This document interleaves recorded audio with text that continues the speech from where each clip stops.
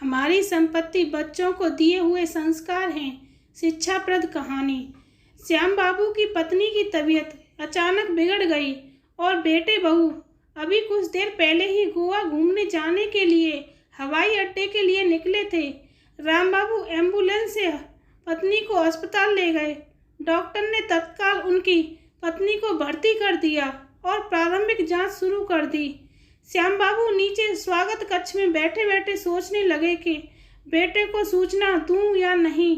इतने दिनों के बाद दोनों साथ साथ घूमने निकले हैं।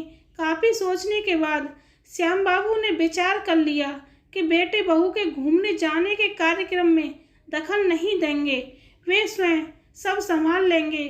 स्वागत कक्ष के सोफे पर आंख बंद कर श्याम बाबू भगवान से प्रार्थना करने लगे कि पत्नी जल्द स्वस्थ हो जाए। थोड़ा समय बीता ही था कि अचानक उनके कानों में आवाज़ आई, पापा, माँ अब कैसी है? यह सुनकर राम बाबू चौंक पड़े और आंखें खोलकर देखा तो सामने बेटे बहू खड़े थे। आश्चर्य से श्याम बाबू ने पूछा, तुम लोग गोवा नहीं गए?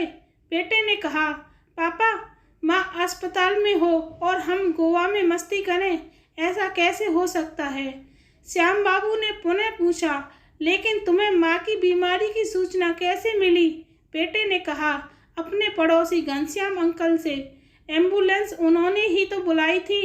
श्याम बाबू को अपनी पत्नी की कही हुई बात याद आने लगी।